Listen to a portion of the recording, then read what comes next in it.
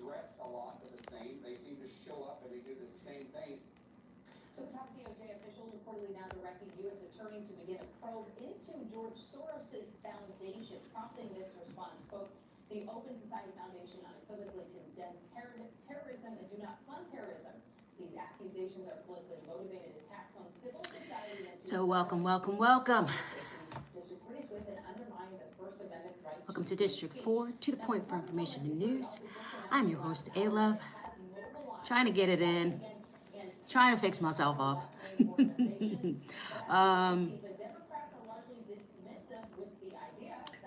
going to give people a chance to come in right now while I get myself set up. You guys haven't seen me in a while.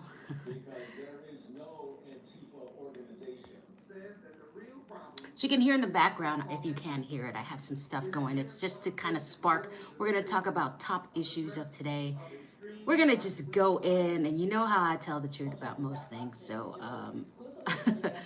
I'm kind of going to get us a little truth here.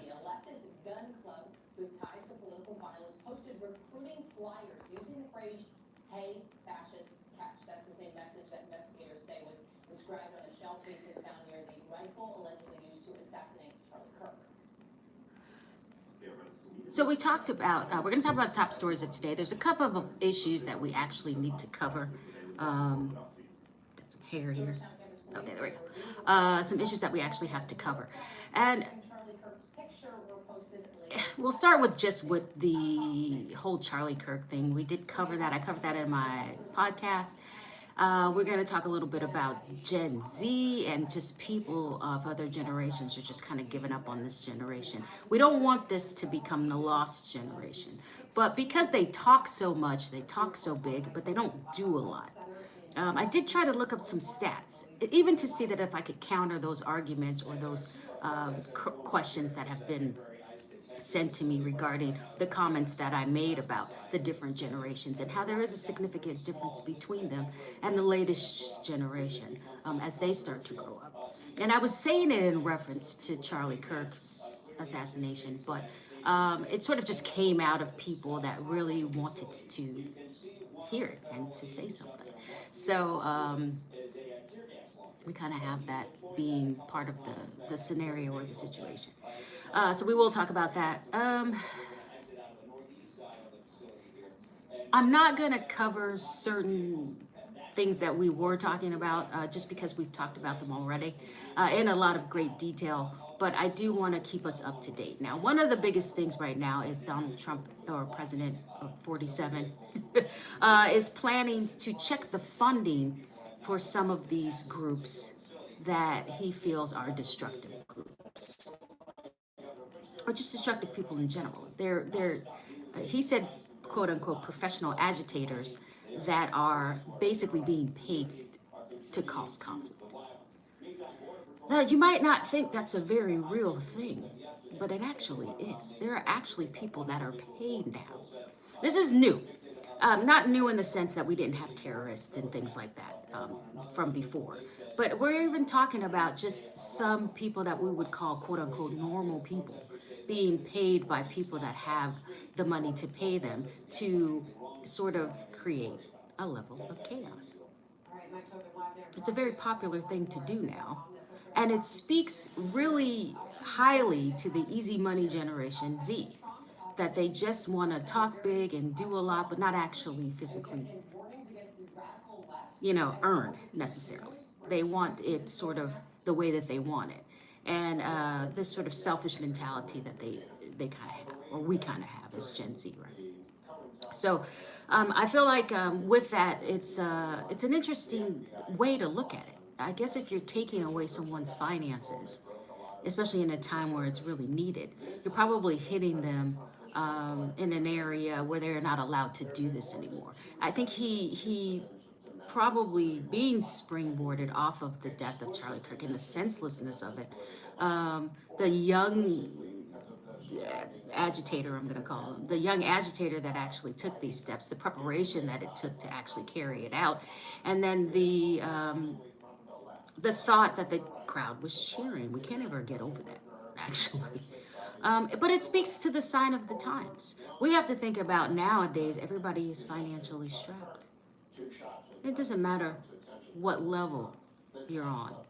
And we were able to sort of bury our heads in the sand regarding that for like a long period of time.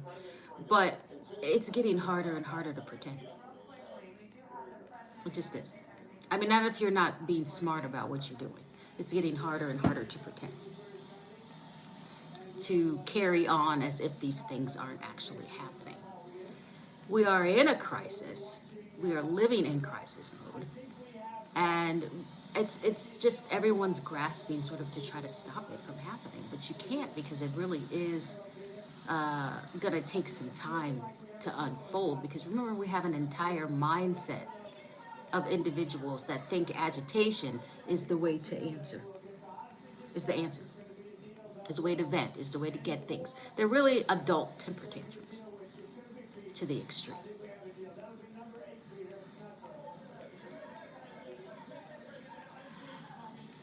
So I forget to say hi. Hello, everyone. How are you? Welcome, welcome, welcome. I think that for some of us, you just get to the point where you just stop worrying about it. Like, you just don't care anymore. It's not that you don't care. You feel like a professional agitator is somebody that you just don't want to even waste time on. It's really, I mean, we were giving this a lot of energy, and a person like, say, the person that eventually assassinated Charlie Kirk, ultimately had an argument or a debate with him, what any normal person would have considered a debate. But when you have that sort of mindset, you're going to use it as a chance to disrupt, to show up, as I stated earlier, at an event that you know is going to be something you don't agree with. Wasn't very wise. There's not a lot of wisdom going around in those environments at the time. And this, when you springboard off of that, one of the consequences of ignorance is violence. The inability to educate yourself, the inability to show wisdom. What we don't have, we have a lot of people talking nowadays. We have a lot of people doing demonstrations. We have a lot of people doing a lot of things, but we don't have a lot of people applying wisdom. And that's going to stand to make the difference between what we're seeing now and maybe what we saw before. You have to have a stable foundation for that, and you have to have the ability to at least consider things that are different from your own. We took a lot out of this country that started as its foundation, its stability, its leveling, to keep people from going rogue, which is basically what we're all doing now. Everybody has everything to do with their desires and what they want and what they're needing, and it's at the cost of other people. You don't care, and that's when that adult temper tantrum comes in. It is an adult temper tantrum. I'll tell you why. When you don't give a child its way. Anybody that's ever seen kids, you don't even have to be a parent. You just have to see young people. They don't have the knowledge and understanding to express themselves in a way where it is effective and they're able to get results. So they do what they know how to do, which is to kick, to scream, to whatever they can do to get your attention. Kick, scream, fall on the ground, run, throw things, pout, yell, cry, jump up and down, whatever they can do. Psychologists will tell you, okay, there's an adult version of this very thing, right? And it's showing now. We're trying to actually stop all the unwise people from having temper tantrums. They have been given platforms to kick, scream, cry, hurt people, hit, when a little kid gets mad, they'll hit you. And it's ignorance. It's the inability to express yourself any other way and it be effective. It's not teaching people how to effectively get things. If you take etiquette training, for example, and we don't do that anymore. Like, we didn't feel like we needed it. But it wasn't teaching you necessarily how to hold your spoon it was teaching you how to effectively do things. So when you have this type of society now, and we're starting to see the results of allowing these temper tantrums to continue, uh, from incidences like Charlie Kirk, the man was a debater. It made no sense whatsoever. No sense whatsoever for him to have had a debate with someone and the person have a temper tantrum and decide, okay, that's it. Your whole life is over. The problem with an adult temper tantrum is the consequences are larger. The only problem with going from a kid to an adult, and the reason why you need to apply wisdom to everything, is because when you go from a kid to an adult, everything affects more people. You affect more people. This is what we're not catching on, because I keep mentioning what we're doing in Gen Z, because we need to understand that this is going to get worse over time. And as it gets worse and Gen Z gets older, we're going to have to pay for what they're doing, because these temper tantrums aren't going to stop.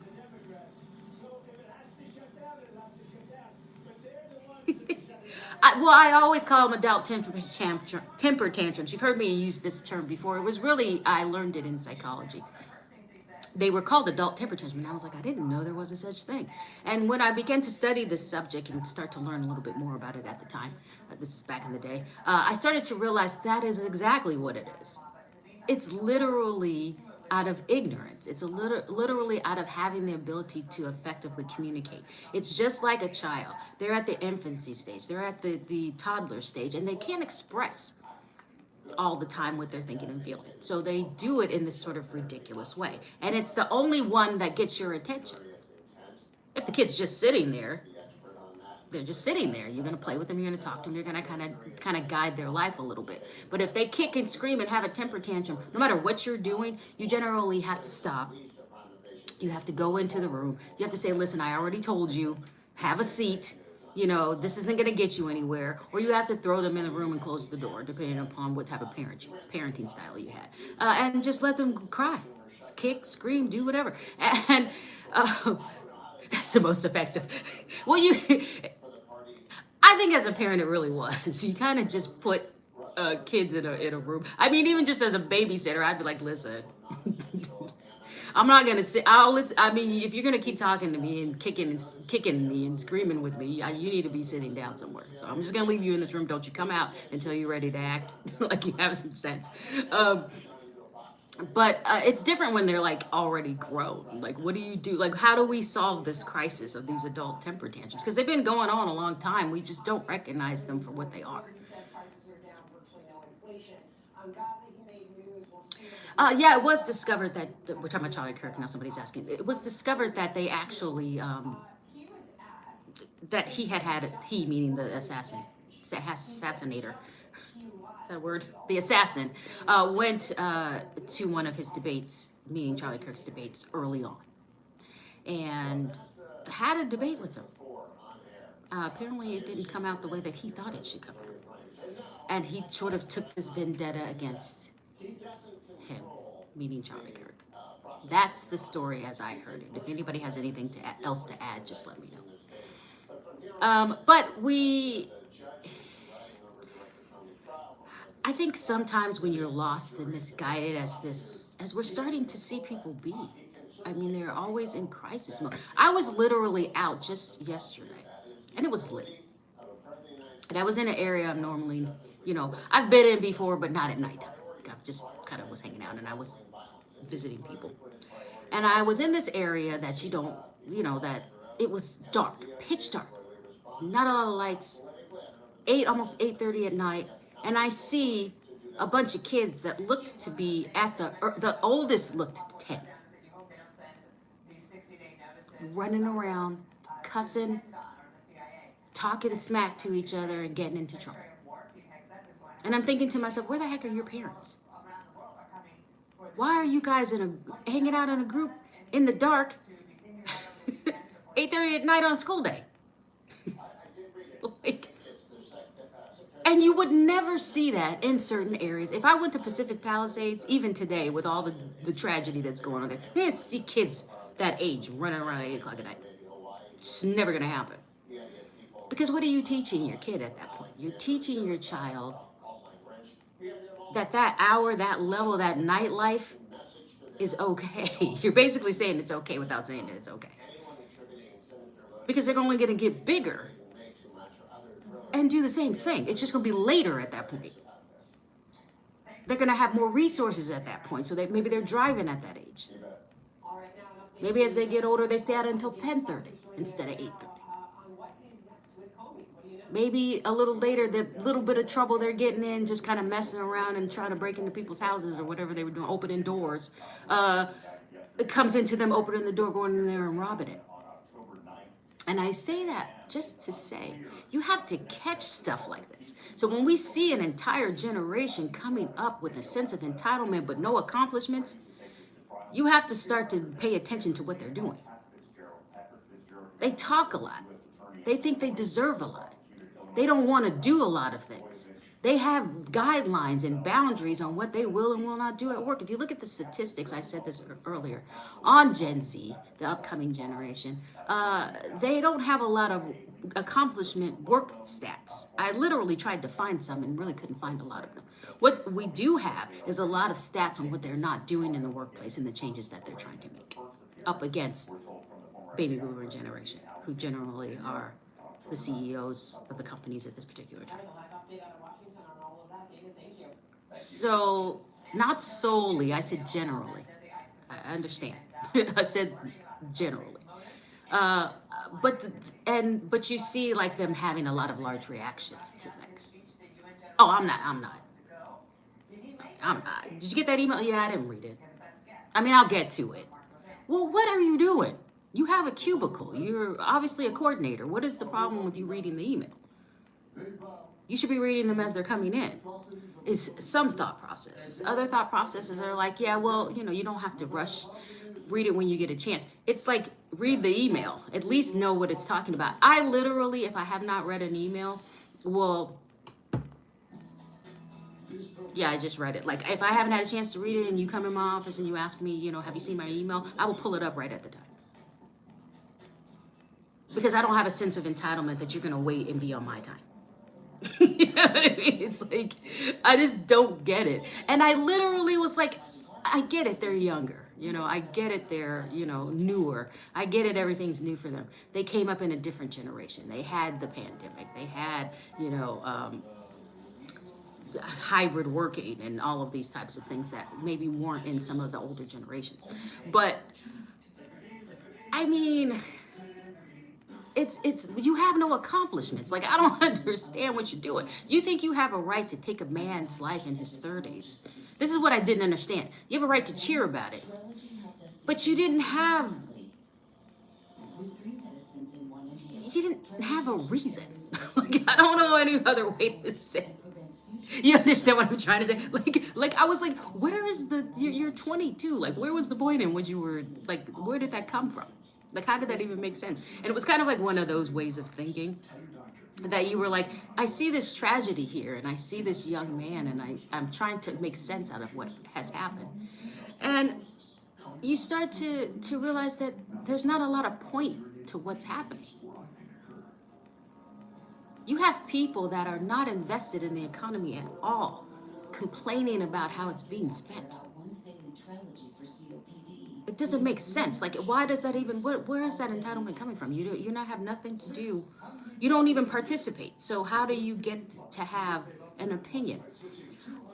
I guess the point of what I'm trying to say is, and you can tell me, we'll get questions and comments. It's one thing to have an opinion or to make a decision. But there's another thing to apply wisdom to it. I really said this before because I don't think people get that. I think that you think, okay, I made a decision, good. Or you think, okay, I understand somewhat what's happening, so therefore I can just give an opinion on it. And the wisest opinion when you don't have enough information or you don't understand or you haven't had as much knowledge as the people talking is to be quiet. Listen and learn something.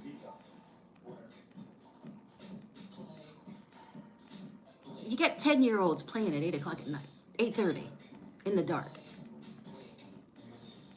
cussing and trying to open people's doors. Because that's funny. At that age, that's all you can do. That's all you know to do. But those same group of kids allowed to do that are going to be the same group of kids that are allowed to do something else when they're in college. And the same group of people that are able to do something else when they're bosses in the work environment, if they get that far.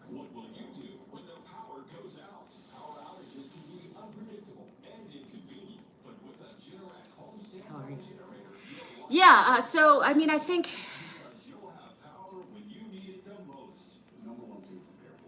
I don't talk about that anymore. We're not going there. I just don't. I don't want to give people attention like that. I just don't. It's just a waste of time. I hit it so hard because I don't get it. Like, I don't understand. Like, at what point did we stop thinking wisdom should be applied to what you're doing? I mean, isn't it the point of if you're a boomer, if we're boomers, if we're Xers, if we're millennials, even if we're Zs, aren't we supposed to be figuring out that you can't just make a decision? I mean, if you're old enough and you can speak, you're probably going to be able to learn how to make a decision. Anybody with any half a knowledge, you don't even have to be super smart. You can it can point to stuff and make a decision. You can make a decision doing anything. You can close your eyes. You can not research. And just decide that that's what you're doing. But to apply wisdom to it is a whole nother thing. We're not teaching people how to do that. We're just doing stuff and being happy that a decision is made, almost as if a decision that is an accomplishment in and of itself. I made a decision. Okay. What was the effects of that decision? Did you apply some wisdom to that decision? I feel like we're just walking around this world making decisions. And I made a decision. I'm proud of myself. Look at how smart I am. I made a decision. And we're walking around all proud of ourselves for making decisions.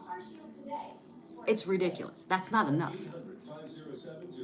You need to apply some wisdom to your decisions. Making a decision, anybody can make a decision. Kids make decisions every day. I don't want to, I want to. Look at a toddler. They'll make decisions all day. They decided to go into the cabinet and pull out all your stuff. Spill over the sugar. Play with it on the floor. That's a decision. But they're young. They don't have a lot of knowledge. They don't have the ability to communicate well. They don't really have a fully developed brain. So why are they able to make a decision still? If that's an accomplishment, why don't we cheer no matter what they do? Why aren't we like, oh, I'm so glad you kicked me in the shin. You made a decision. So I'm going to applaud you for that. We're not walking around applauding little kids for that because it's more obvious when it's a little kid that you have more quote unquote sense than the child has. But as you get older, it is not as obvious. So we should not be applauding decision making like we're doing, like we did with this young. Remember the participation awards and everybody was like, oh, what a good idea. You just came and you heard like boomers like, what? They were going in like, what the heck? A participation award? What is that? And everybody's like, oh my God, you guys are so old. Like, you have no idea what you're talking about. Like, oh my God. Like, I showed up, I play, and I'm here. And millennials, we were like, Strong J, good job. Strong J, you showed up. You play a sport. We don't care if you're good at it. And boomers were dying. They were just really like trying to catch us and say, we were like, as boomers, like, what the heck? Like, what the heck are you doing? What do you mean participate? What is that doing? What are you teaching this child if you just I'm teaching them to show up and to show out. I'm teaching them. And if you have no wisdom, this makes perfect sense, right? This makes perfect sense. Show up and show out. Perfect sense. we're teaching them and encouraging them to do things. And you didn't understand, or we did not understand, what boomers were actually saying. You don't give people entitlement without accomplishments. They don't have to just show up. They have to not only show up, they have to come to all the practices. They have to dress for the occasion. They cannot throw a temper tantrum if they lose. They have to figure out how to... You're missing so much by just telling them all you have to do is be there. And now, little by little, we're starting to see the effects of that teaching, of teaching people just to make a decision. They got all kind of claps and cheers and, oh my God, they're here, and everybody gets an award, and there was no competitiveness. There was no decision making. There was no, yeah, you lost, and then you break out crying and start throwing stuff, and your coach is like, no, we're not gonna, no. What you need to do is figure out why you lost and apply it to the next game. You know, you didn't have, well, okay, please calm down. You know, we'll get it. Let's go to pizza anyway. Let's just celebrate. And there was none of that going on. None of that going on. Boomers did not go through that. Gen Xers did not go through that. Some of the earlier millennials, but the later ones did not go through that. You guys got claps for making decisions. And while it was happening, everybody thought it was a good idea with the exception of the boomers. Boomers were like, what the heck are you doing? And now we're starting to see it sort of unfold. The consequence of not applying the wisdom to the decisions that you're making. And it's starting to show every day in the world today. With our finances, with the state of where America is, when we just decide to do things without applying any wisdom to it. This is what I'm saying. Because you need to. What do I mean by that? I mean, like I used with the participation awards, that didn't make sense to people that actually had to earn their awards. Because in that journey, using, if I use participation awards as the example again, in that journey, there was a lot of things you had to learn. There was a lot of things that when you made a certain decision, the coach made you accountable for that decision. If you decided, to change the play on an audible in a sports game, in a football game, and it didn't work out, and the team lost, he held you accountable for that. He didn't say you made a decision. You're the best quarterback ever. You know what I mean? It wasn't like that. It was, you had to make a wise decision. It wasn't enough to just make a decision. And sports can teach you that because you're going to have the highs and the lows. You're going to lose. No matter how good you are, you're going to lose eventually. And you're going to have to come back from that. And to tell you to just show up for that without really participating, meaning you're just there, sort of took something out of the decision-making part of being there.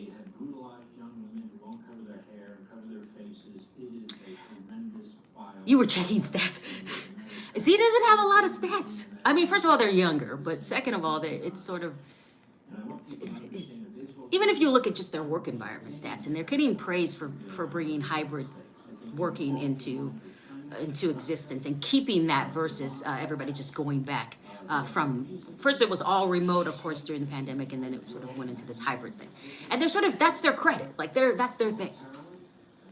If you look of Gen Z, what their accomplishments were, and some of their highest stats came in bringing hybrid working to the workplace. They made a decision, right? We're going to do it both ways. Yeah. And they clap at every little thing that they do because that's how they were raised, right? That's what they grew to understand. You just have to participate. But this, on a larger scale, when you start looking at how it compares to, first of all, other people in the world, when you take it out of America, and then how it compares to accomplishing what you need to get done, just basic stuff, it's falling very, very short. Kids out at 8:30 at night, the oldest one being 10 possibly, doesn't make, trying to open people's doors doesn't make sense. It's why I'm bringing it up. It doesn't make sense that that would be allowed. It doesn't make sense that you would not think, as the parents of these children, what would happen down the road if you continue to allow something this simple. Seems simple, right? Oh, what do you mean kids play out at 8 o'clock at night all the time? No, number one. And number two, even if they did, we would think about what are the consequences of that. We're groomed. 22. Think about it. It's why I brought up Charlie Kirk's assassin. 22. Think about that age. What are we doing at 22 that would allow this to be okay? Do you know what I'm saying? So that's why I put it together the way that I can. It sounds almost redundant, but I'm putting it in different settings to make the point that we have allowed just decision making to be okay. And now we're starting to see the consequences of just decision making without any type of foundation behind it. It applies to the topics of today. It applies to the topics of today because look at the source, look at the origin or the derivation of each of these topics. If we talk about finances and the economy and 47 and all of these things, what are we boiling this down to? We're boiling it down to decisions. Decision making. Right? Those that don't agree with 47 are saying, yeah, he's making decisions, but are they wise?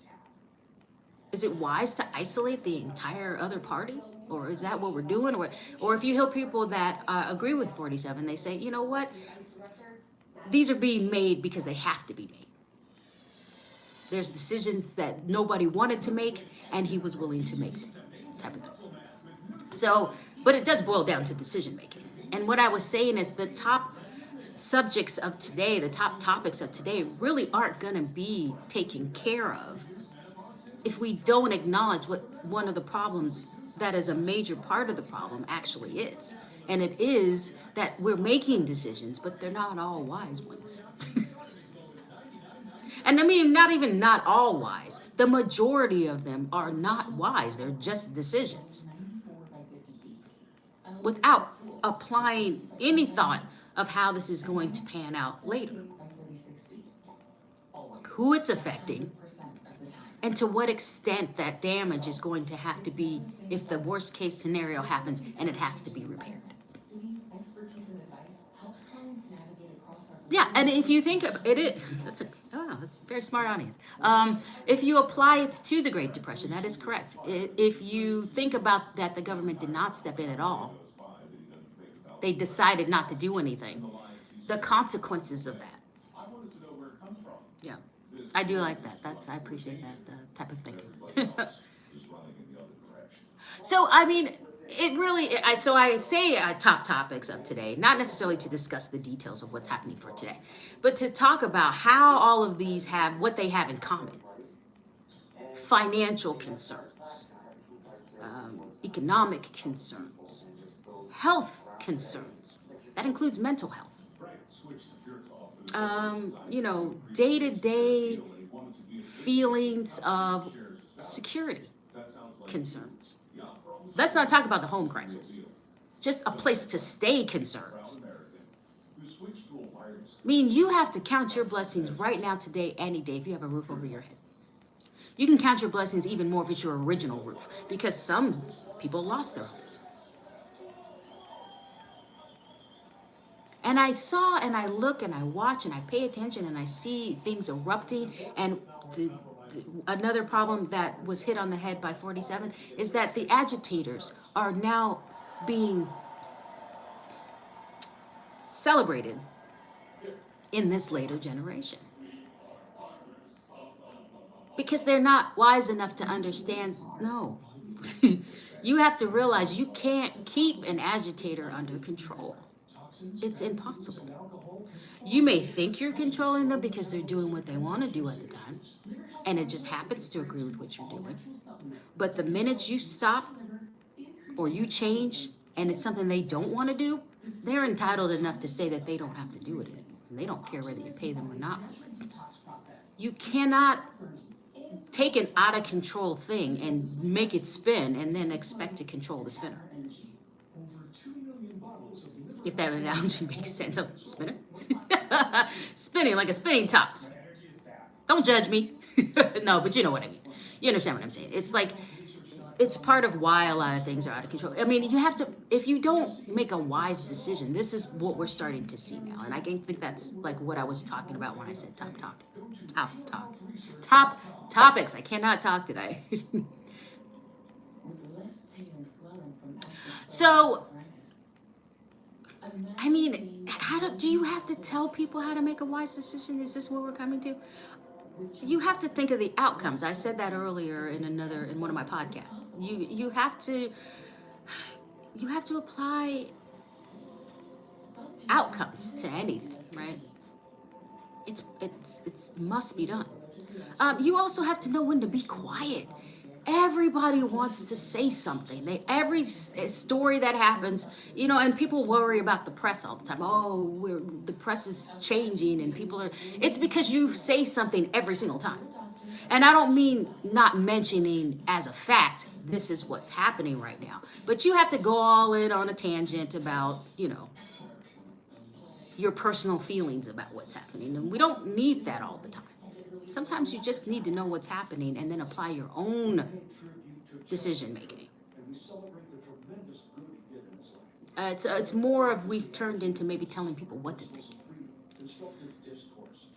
on the slide. You know what I mean? And it's not that you need to, it's because of what's happening. It's because most news people do a lot of research. They're well versed in a lot of things. Some of them been doing it 20, 30 years. And they realize this is a mistake. And it's hard to keep your personal feelings out because you want to hit people over the head and say, listen, what part of this do you not get? You start getting mad and you start and it's almost like a parent, like telling a teenager, because agitators they're not stable people. You're banking on, especially the people that are getting paid to be unstable. You're basically paying them to be unstable. Why are you encouraging this? This doesn't even make sense. Why are you giving money to these people? Because you want something. And you're willing to take the risk. For you. But what happens with the consequences of what has happened? When that person went in and they decided Charlie Kirk needs to go, he's saying too many things I don't want him to be saying. You didn't think about the fact that the man had a family. And you didn't think about the fact that he was still sparking conversation. You loved him or hated him. He was making you think about what you were doing. Most people of that nature do. Same thing with the news. People don't like the news. They don't like journalists or whatever else is going on in people's mind because no one wants to be challenged in their thinking.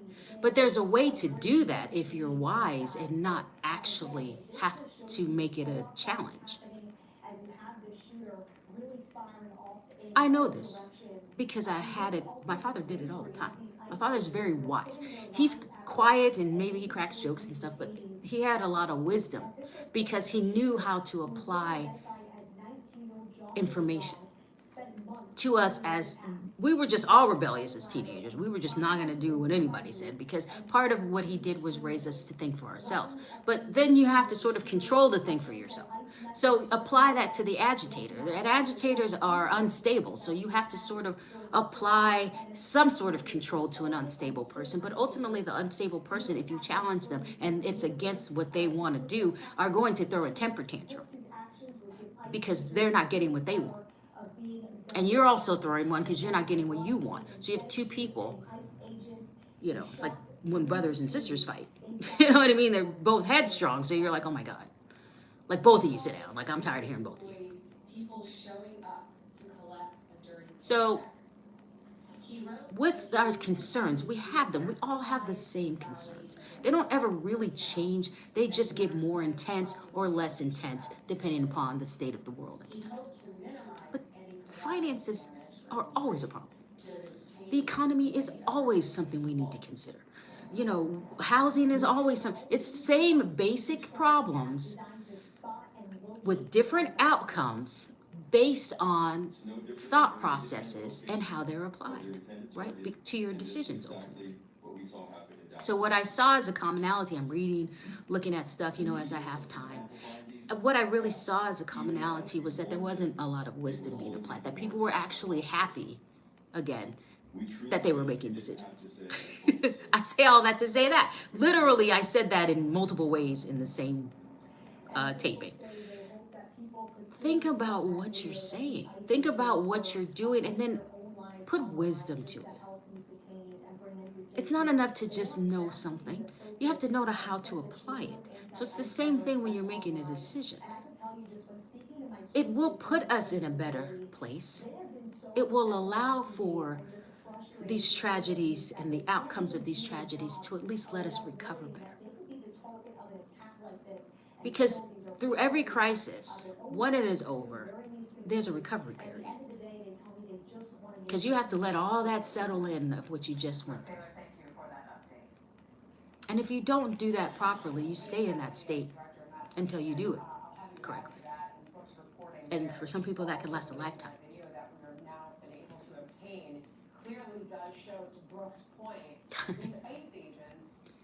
My dad sounds like a nice guy. I know he was tough, but he just didn't. He wasn't. I didn't appreciate him until I got older. Of course, I didn't appreciate my mom until I got older. My parents were both there, so I come from a two-parent household. Somebody has to. Yes, I did.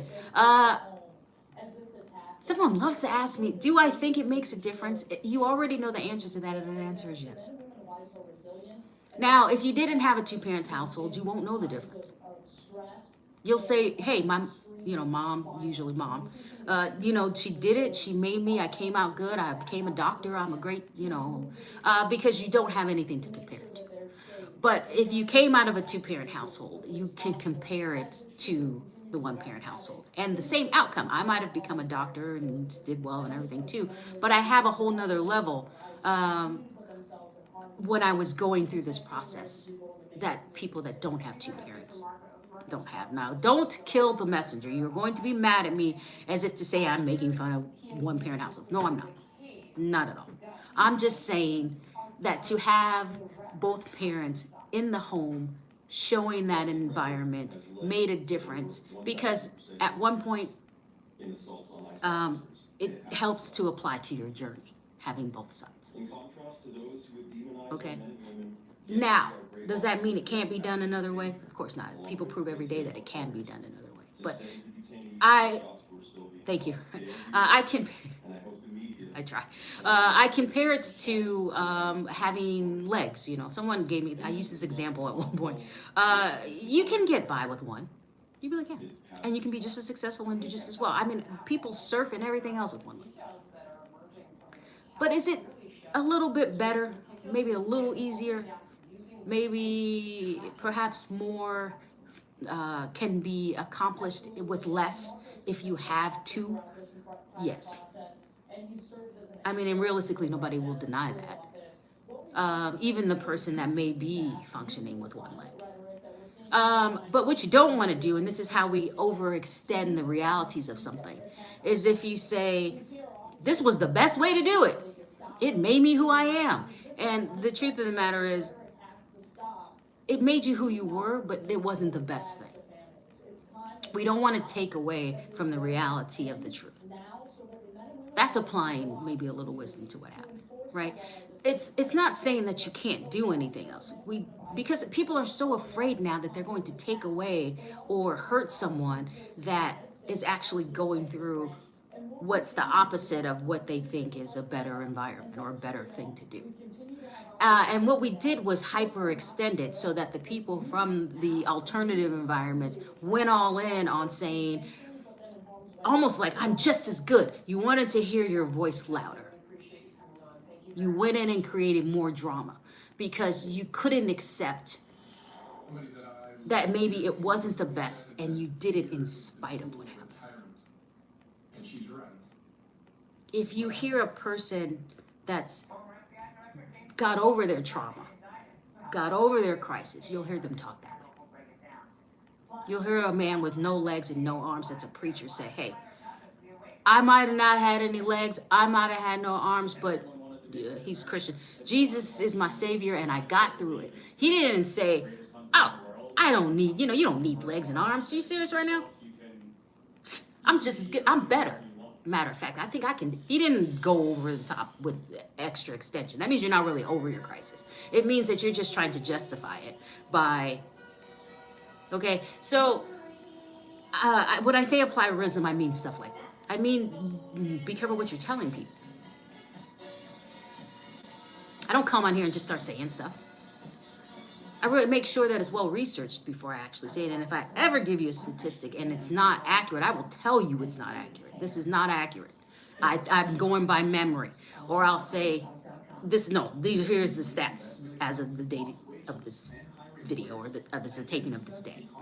But what I think we need to stop doing, and another problem in society, is the decay of society. You'll be like, oh, the decay of society. And older people will be like, oh, society's just gone to heck. And you'll hear people just going in. And it's because we've taken the negatives and pushed it as if to say, I'm better than, I'm just as good as you. And instead of taking that insecurity and working on the fact that you have that insecurity, you push it out and over glamorize what you're doing. Women are a mess right now. We're not even women, really. We're girls. We haven't developed into women anymore because we stopped trying. And what we do, I'm about to hook up. I'm about to hook up right now. Please, I just need your money. I don't need nobody's love. And we start going all in. Talking crazy. I don't need a man because guess what? I can get coins myself. And you start hearing younger girls, that's right, that's right, girl. I'm about to hook up now. I needs to get hooked up. Now I'm quoting what a show that I just saw recently, and I was looking at these women on this show going, oh God, and they weren't young women, they were older. And I was like, this is why women are a mess. What are you talking about? Do you know women set the pace for relationships? There was a reason why we weren't running around acting like men. There was a reason for that. It was wiser not to. So we were the brains, not to say that men aren't smart, right? We were the heart of love and relationships. We wanted to deny that we were hurt by being alone, by being left, by this whole women empowerment that we misunderstood, by having it all and going back to work and pushing for something that we might not have really felt was beneficial. So we went the other way. Shoot. I needs me some hookup right now. I'm about to get hooked up. What? I don't mind, we can do a little something, but we don't need to be in a relationship right now. We don't have to do that. And I'm not talking racially, because don't look at me like I'm saying, oh, is you saying black? No, I'm saying all women act like this. White, black, Chinese, or other, all of them talk like they talk, and they going all in, and they sound ignorant. And they don't know they sound ignorant. And then other younger women are listening to them thinking that's a good way to be because they sound confident. But you're not. It's the epitome of insecurity because you're not even taking the essence of what you are as a woman. You just completely threw that off and decided you were going to take the scraps that men provided for you. Because you didn't heal the hurt. I'm going to talk about breadcrumbing. I said scraps. I guess you could apply breadcrumbing to that. What does breadcrumbing mean that? No, someone's asking about breadcrumbing. Breadcrumbing is a term. It is used. It is when a person, realistically a man, right, isn't really involved. He might even have other women. But he will call you on occasion to do what we say we're okay with. We taught them how to breadcrumb. They weren't breadcrumbing originally because you weren't putting up with it. But as generations went on and we started to sort of embrace all the negative, somebody came up with the thought. See, you can't believe it. Somebody came up with the thought that you can embrace what is bad. Not fix it. Just embrace it and pretend like it's the greatest thing in the world. That's how you cover up the fact that it's actually bothering you. Look at all of the top people now. They embrace this sort of reality, right? And I just use women as the example because it's the easiest example because we are a mess. We are a mess. Like, it's like, what are you talking about half the time? I do get on women a lot. I don't want us to stay in this place. I want us to continue to have standards. I want us to not feel like we don't need men. And I don't want us to subscribe to the idea that, all your physicalities are the most important thing in the world. It's almost like saying you've reduced yourself to that being the only thing. And this is not to say that I even applaud when people deny that completely. I don't want to be seen as a piece of meat. What do you mean? Men are visual. They're going to look. So I'm not saying that. But what I am saying is stop embracing negativity. Even if we took it off of women and just put it on the culture today, what culture did we embrace? We embraced, let's be real, right? What did we actually embrace as in society today? Low income culture. Now I'm going to get hate mail for about 5 minutes, but I'll bring it around. There's nothing wrong with where people grew up. There's nothing wrong with having one-parent household. There's nothing wrong with not having any money. There's nothing wrong with coming from the projects or the hood. There's nothing wrong with coming from a trailer park. There's nothing wrong with... But there's something wrong when you pretend it didn't affect you. And you glorify it as if it was a glamorous way to be. And that's what we're struggling with today. And I use women as the example because they took the least common denominator. Okay, you're getting breadcrumbs, you're getting disrespected, you're getting played, and you turned that around as if you had control over that. Like, I'm about to get hooked up. I'm dating his friend too. What you mean? He paying me. I got a wallet. I got myself he just bought me a Range Rover. I got him, I got homeboy on the side. Girl, I don't need love like that. What are you saying? You're just glorifying all the bad stuff and basically not saying that you got hurt by what's happening. You're making it look like you're empowered in a different version of women empowerment. But you're still carrying that same tradition. And the reason why I researched that is to let people know that it didn't work. Women empowerment wasn't for what we said it was. We didn't say we couldn't have it all because we didn't want the movement to die.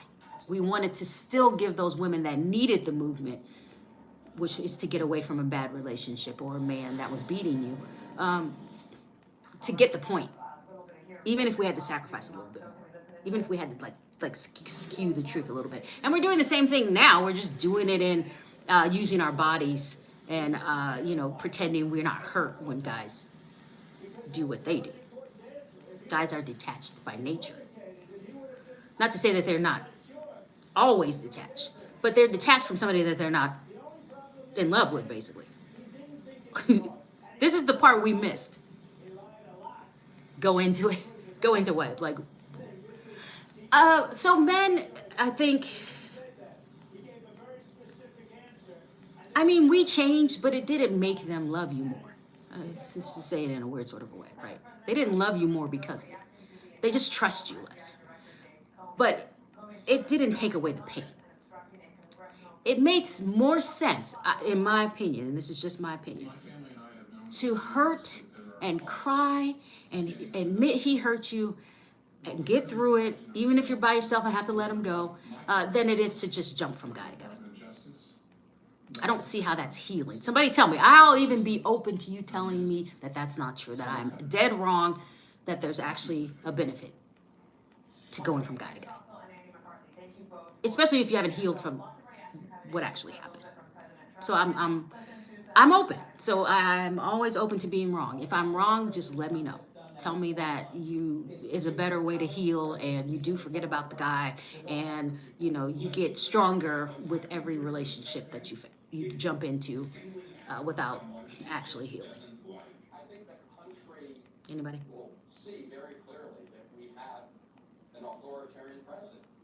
He cannot get you down. What does that mean? He cannot get you down? Oh, you're trying to show that he didn't break you? Why? Why would you have to show that he didn't break you? He broke you because he was wrong. He was lying. He was cheat. That's his fault, not yours. You would be crazy to not be hurt by that. Right? You're in love with somebody that doesn't love you back the way that you need to be loved. And you didn't see it. You didn't recognize it, and you got all involved with this guy, and you start hooking up. And now you're a friend with benefits. It's the most ridiculous concept I've ever heard, but we'll go with it. Now you're a friend with benefits. Did it make him love you anymore? No. Did it make him want to be with you anymore? No. And all you ended up doing was hurting yourself. So wouldn't it make sense to stop that before it started? What are his intentions? Oh, we can hook up, but I'm not really ready for a relationship. Okay, well then we don't hook up. We don't do anything. We'll be friends. And if you don't treat me well, we won't even be that. Doesn't that make more sense? Didn't you save yourself? You're hurting still. But if you tell somebody that, I'm hurt by what you're saying, right? I feel feelings for you. You don't feel them back. And so I can't be in this situation anymore. Doesn't that make more sense than you you know what?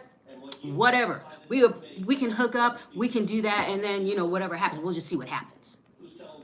Because it's not really what you're feeling. Wouldn't you respect me just telling you the truth? It's not that I don't want to be around you. It's not that I don't love you or care about you. It's that I love and care about you too much. And I don't feel like it's reciprocated. Is that okay to hear? Why is that not okay to say? Why do I have to pretend? Oh, okay, you thought you played me, but you didn't. Why do I have to go the other way? And that's what we ended up doing. We're more sensitive, so we get hurt. We get sad. And we don't want to show those. This is what you're telling me, basically, based on this comment. We don't want to show it. I don't even know how we got on the subject, but we talk about this a lot on this channel. Because people like to hear. Why would I not? That would make me a woman, right? I'm more sensitive than you. You can say, hey, I'm more sensitive than you. I can't just hook up and be okay with that. I already have feelings for you. So that's going to only intensify the feelings. We cannot do this. I'm sorry. It's not that I don't care about you. Why can't I say that versus me going, oh, so yeah, that's cool. That's cool. We can hook up. I got some other guys on the side. So, we don't need to be all serious or whatever. But if you want to kick it, we can kick it, and then, see what happens. As if you're waiting on, he's not stupid. He knows you're waiting for him to change his mind. He's looking at you like that's not going to happen. And you wish you could feel that because you feel like that's more power, but it isn't. He feels like that because that's what they do, right? They're not women. They're men. Their place in the world is completely different. So their emotions are ran differently. It's not to say that he wouldn't feel it if you reversed it and he had feelings for you. But to intentionally lie, because that's what you're doing, is only going to get you in trouble. This is why we're a mess right now. We stay with cheaters and everything else because we don't want to show what is femininely natural, which is emotion of being in pain. That's why we're a mess. We're lying and trying to pretend we don't care. Right? We're hyping up all the negative stuff to try to make it look positive, as if people are stupid.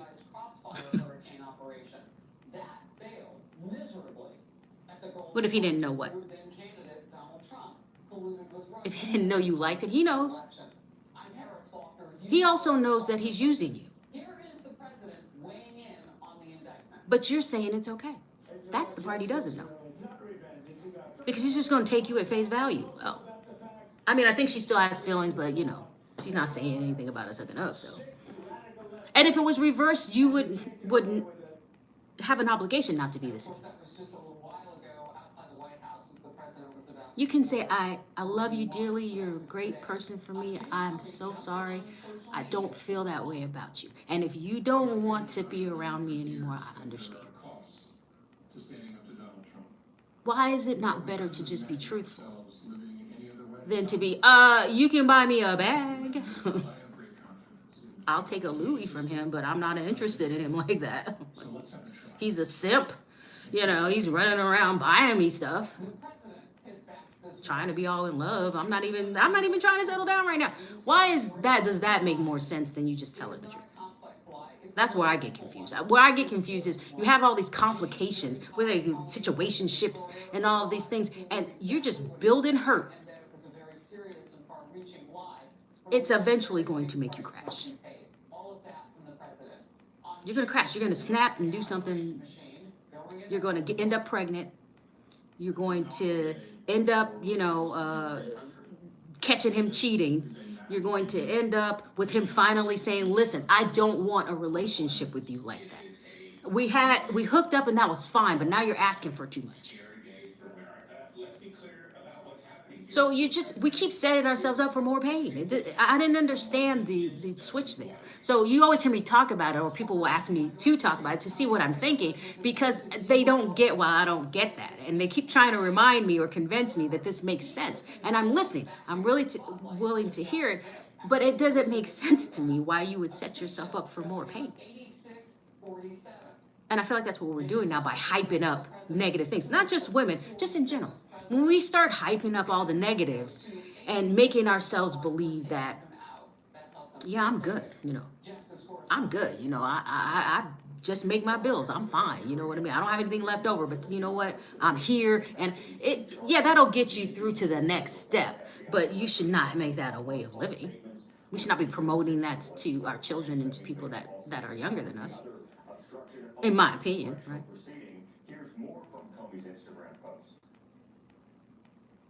People like to they do. Somebody said people like to get you in that subject. They like to, because they don't understand me. They probably think I'm just completely antiquated and why am I thinking like old school thinking? But I feel like relationships were better, when you're just honest. And I feel like if you're playing the role like I'm just gonna hook up, there's a point when you realize you're being used. I don't see how you couldn't. In my opinion, I don't think that there's not a point where you don't wake up one day and be like, is he ever gonna marry me, or is he, now I'm pregnant and I can't get along with him. The baby didn't keep him, and now I have to deal with him now being in a new relationship, and he's already asked her to marry him. What points do you not trap yourself into? And men too, with that level of sensitivity. It has to be genuine. We love for you to care about our feelings and all these things. He said, that's right, flip it. Let's flip it. We love for you to care about how we feel and all these things. But we don't need you to be faking. And what happens when you fake it, you attract the wrong woman. You're going to attract that girl that's going to look at you as weak and has no feelings for you whatsoever.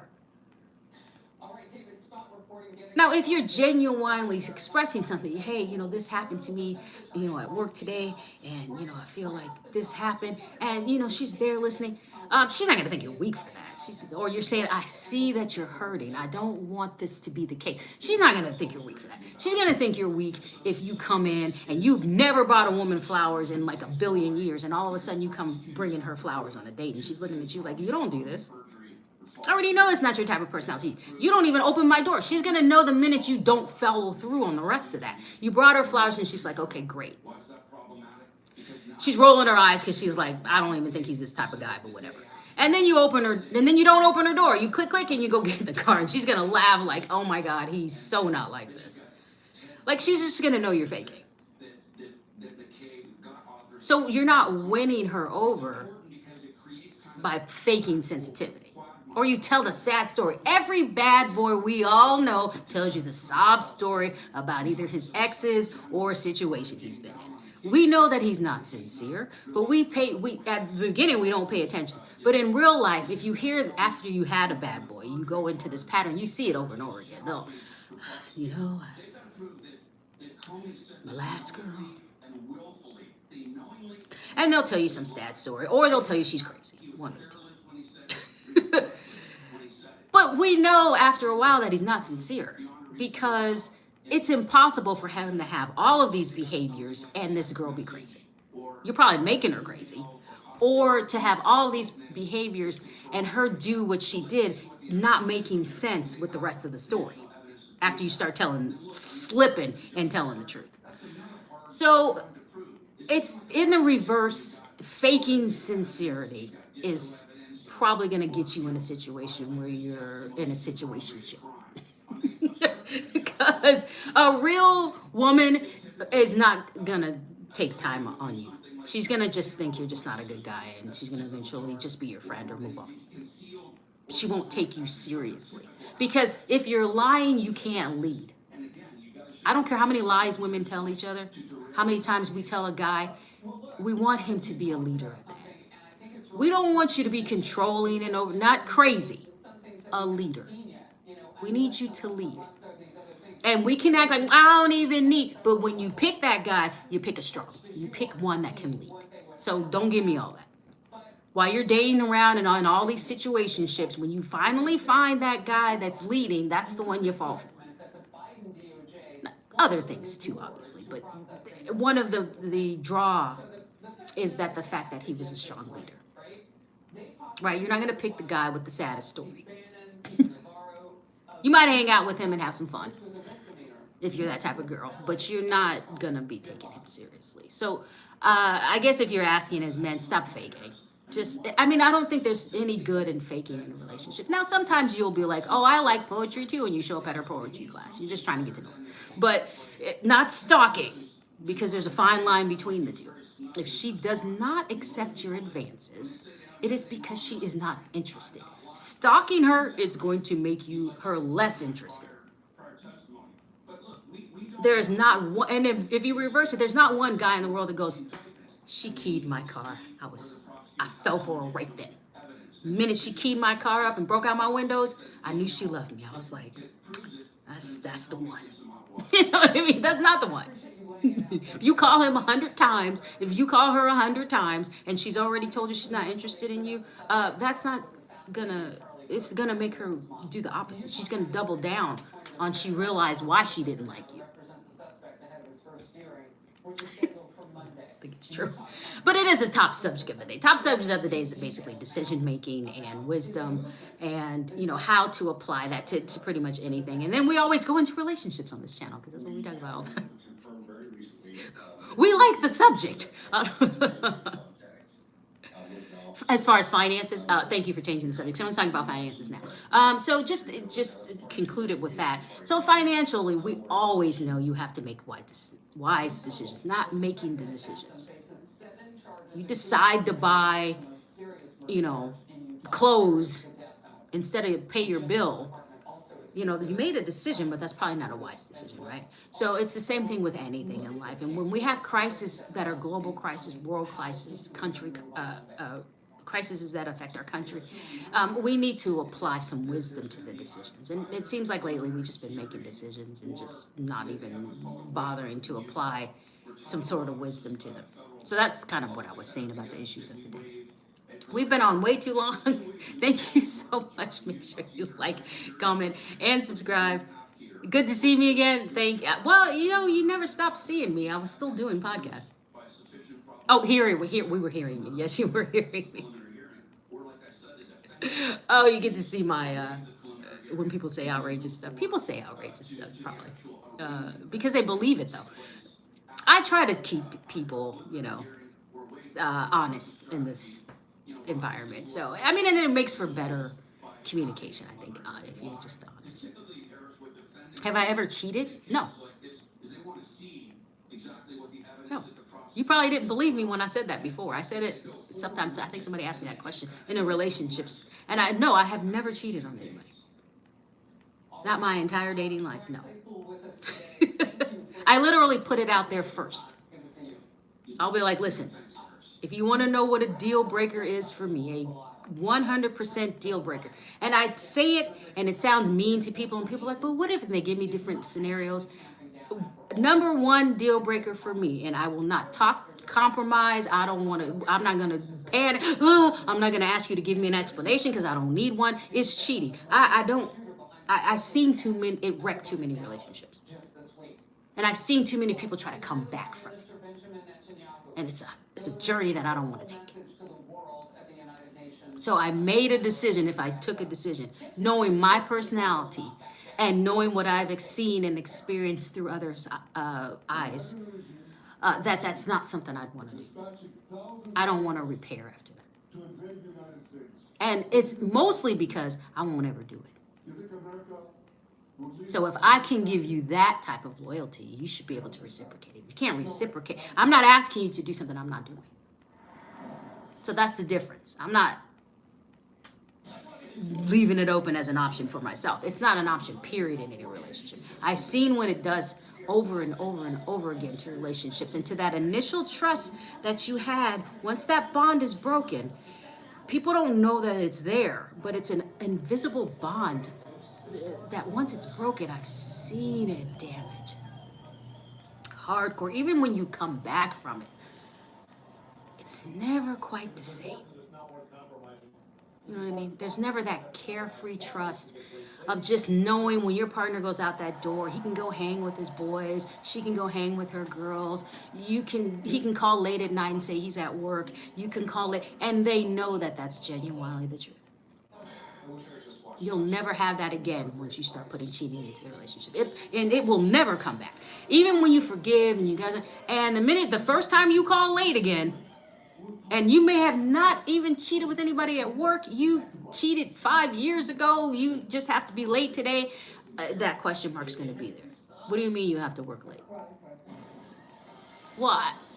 I mean, I'm literally at work. Like, here, you have to do outrageous stuff. Here, I will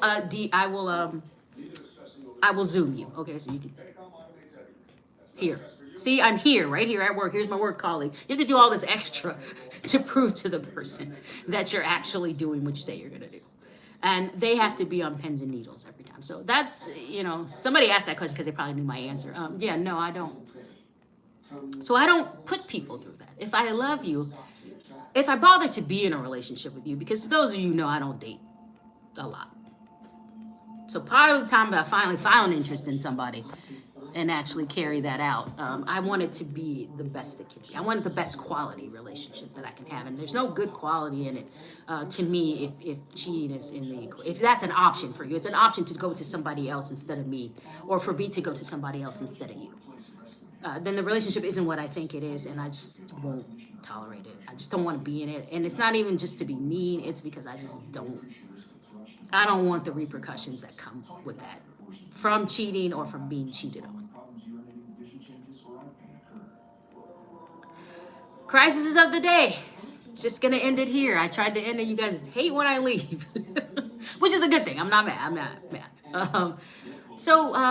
Crisis of the day. Decision making. Make sure we make them, but make sure we add wisdom before we actually make the final decision. Right. So make a decision and then add wisdom to it before you make the final decision. In this world issues of today, and hopefully,